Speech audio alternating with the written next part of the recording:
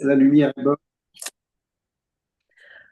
Bonjour Monsieur Étienne Blanc, vous êtes sénateur du Rhône et membre de la Commission des Affaires étrangères de la Défense et des Forces armées du Sénat français.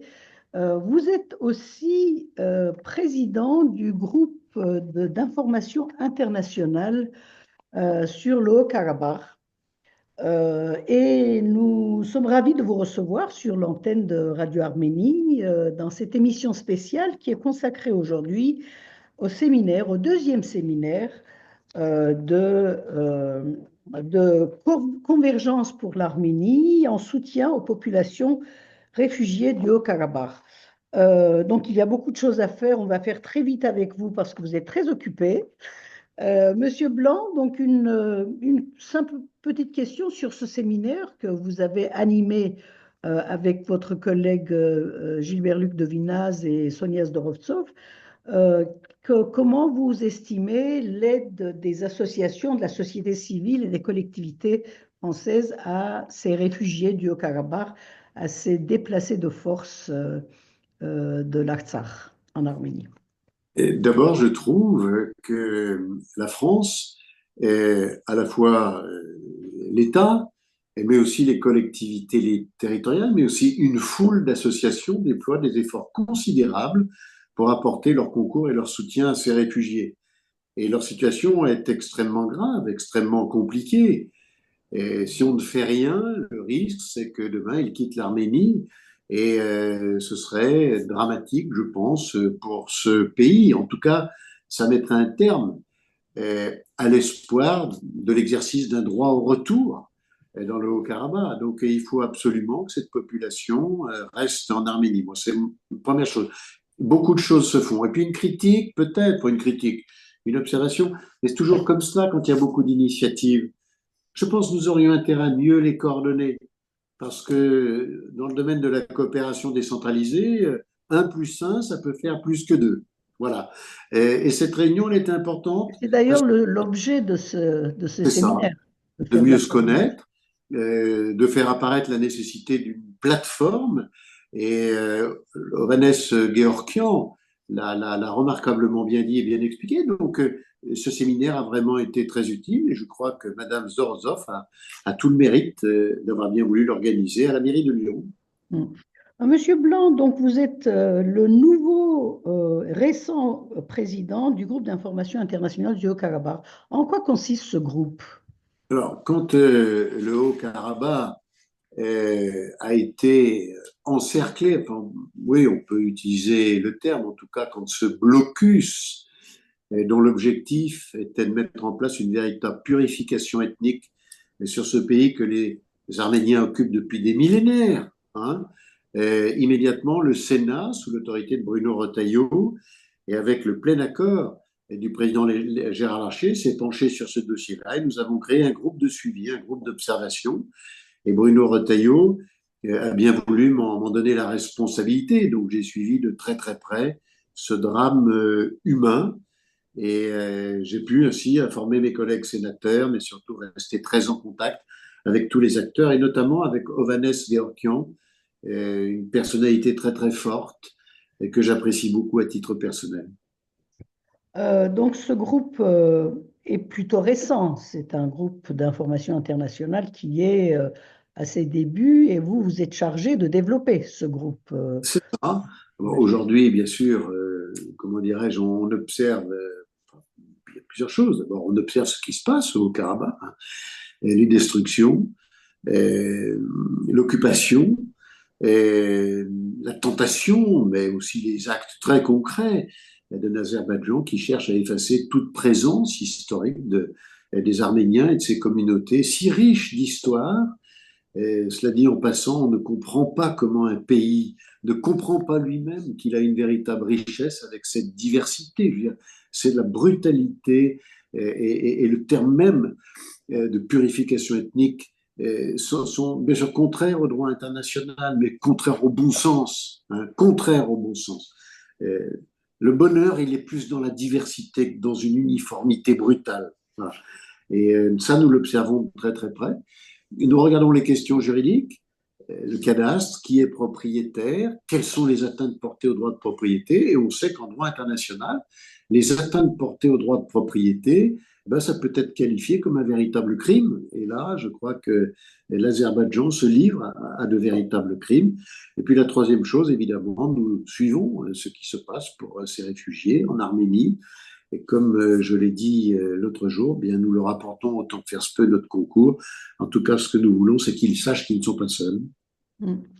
Monsieur Blanc, l'aide humanitaire est en cours. Il y a aussi un effort particulier qui a été fait, et très important, qui a été fait par l'Arménie, mais l'aide humanitaire de la France continue, pas seulement humanitaire d'ailleurs, l'aide aussi en transfert de savoir-faire, puisqu'il y a le ministère des Affaires étrangères a des conseillers qui travaillent avec les ministères de la Santé, de la Sécurité, etc. Euh, Ça, c'est donc tout un domaine, mais à côté de cela, il y a le problème politique du retour. Vous avez parlé du droit des Arméniens d'Artsakh, comme de tout peuple déplacé par la force, de retourner à son foyer. La question demeure au niveau politique aujourd'hui. Donc il y a notamment les responsables, mais pas seulement, de la République autodéterminée d'Artsakh, qui était un proto-État en réalité, démocratique avec ses institutions, etc. Et les leaders de cette République sont actuellement jugés à Bakou. Quelque part, ces jugements, au-delà du drame humain qui se joue dans ces procès, quelque part, c'est le procès des Arméniens, le procès de l'Arménie, mais aussi une sorte de négation en réalité du droit au retour, et notamment avec la demande de l'Azerbaïdjan de mettre fin à l'existence du groupe de Minsk qui était chargé de trouver une solution pacifique au conflit entre l'Arménie et le Karabakh, en tout cas dans la question de l'autodétermination des Arméniens d'Artsakh. Quelque part, c'est la négation de tout cela. Comment sortir de cette volonté de donner une solution finale à ce problème des Arméniens? D'abord, ce que je veux dire, c'est qu'au Sénat, nous avions pris une résolution pour demander à la France de reconnaître le Haut-Karabakh. Et c'était juridiquement une clarification. Et malheureusement, cette résolution n'a pas eu de suite. Et très clairement, à titre personnel, moi, je ne comprends pas que la France n'ait pas été plus active sur le plan diplomatique pour faire reconnaître le Haut-Karabakh. Il y avait une évidence, hein, un peuple qui, depuis des millénaires, résidait ici. Il y avait ses habitudes, sa culture, il y avait sa foi qu'il exerçait dans des bâtiments religieux sous des formes très différentes. Et cela, ça voulait dire cet attachement à une terre, ça voulait dire une histoire. Hein, le Haut-Karabakh et l'Arménie, c'est consubstantiel. Et malheureusement, la France n'a pas suivi. Et puis aujourd'hui, vous l'avez très bien dit, il y a ces procès épouvantables avec des atteintes aux droits de l'homme. Hein, pas d'avocats, des juges qui ont déjà pris leur décision, un système qui est purement inquisitoire, et il n'y a pas de contradictoire, on ne peut pas se défendre. En fait, l'Azerbaïdjan dit voilà, vous avez commis une faute, hein, vous étiez des responsables politiques et les sanctions qui s'annoncent sont extrêmement lourdes, mais surtout les conditions de détention sont absolument épouvantables. Alors, moi, je ne suis pas resté inactif sur ce sujet-là. Je suis membre de l'Union interparlementaire, une organisation internationale qui dépend de l'ONU, une organisation internationale qui protège les droits des députés et des sénateurs dans le monde entier. Aujourd'hui, nos démocraties sont de plus en plus fragiles et les parlementaires méritent d'être protégés. Mais ce que m'oppose l'ONU, c'est que le pays n'étant pas reconnu comme le Haut-Karabakh, il est difficile pour les organisations internationales de déployer des moyens au titre de l'Union interparlementaire. Alors moi, je ne désespère pas de pouvoir convaincre l'ONU d'aller plus loin, notamment dans la protection des droits de l'homme, parce que les droits fondamentaux de ces élus n'ont pas été respectés. Et j'espère que nous réussirons petit à petit à obtenir gain de cause. Mais aujourd'hui, disons les choses comme elles sont. Hein. L'Azerbaïdjan est absolument intransigeante et d'une brutalité, d'une violence et d'une inhumanité sans précédent. L'Azerbaïdjan est aussi ce pays qui mène une guerre contre la France aujourd'hui en essayant de manipuler les mouvements séparatistes d'outre-mer et de créer donc des troubles dans ces départements français. Est-ce que vous pensez il pourrait y avoir une conjonction entre l'opposition à ces agissements de l'Azerbaïdjan, d'une part, et d'autre part, aux agissements de l'Azerbaïdjan contre la population arménienne de l'Artsakh? Vous savez, l'Azerbaïdjan aujourd'hui, dans les négociations avec l'Arménie, dans ses objectifs, c'est aussi l'abandon par l'Arménie de toutes les procédures juridiques qui ont été lancées contre l'Azerbaïdjan. Hein, elle en fait un objet de négociation.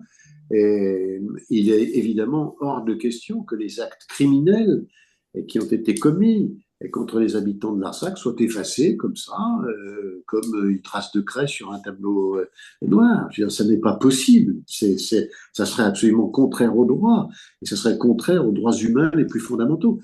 Donc voilà, la position de l'Azerbaïdjan, c'est ça. Et pour y parvenir, bah, évidemment, elle fait pression sur la France. Pourquoi? Parce que depuis la France, un certain nombre d'avocats, la diplomatie française, sont très actifs pour mettre en place ce droit au retour. Et ça, l'Azerbaïdjan n'en veut pas, et absolument pas.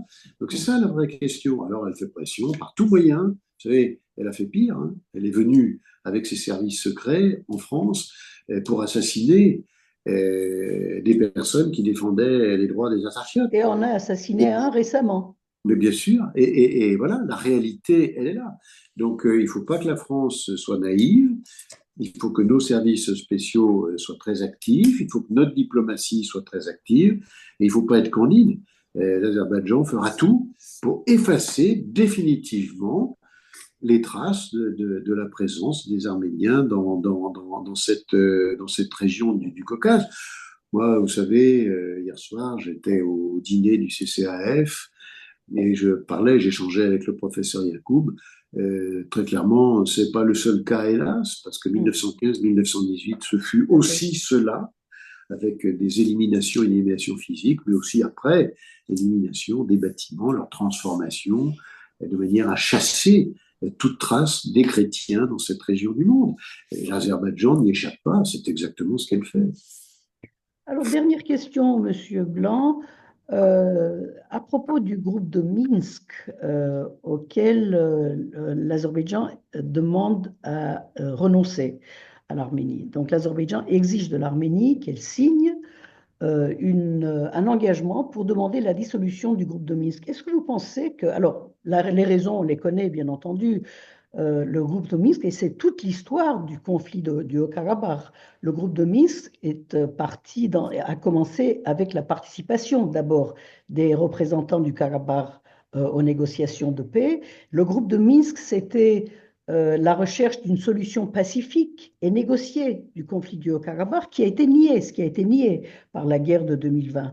Et le contrôle total, en tout cas le nettoyage ethnique des Arméniens entre 2020 et 2023.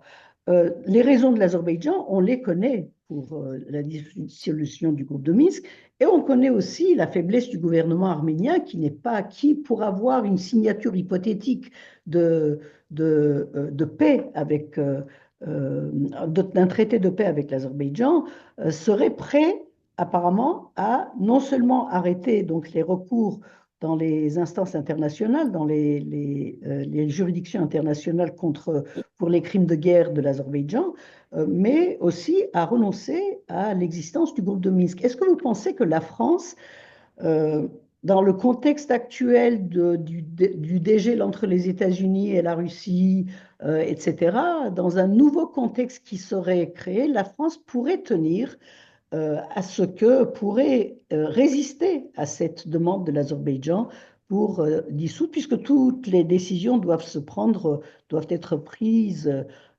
par consensus sur ce sujet. Est-ce que vous pensez qu'on pourrait agir pour que la France ne renonce pas au groupe de Minsk? Bien sûr, moi je souhaite que la diplomatie française ne renonce pas à deux choses.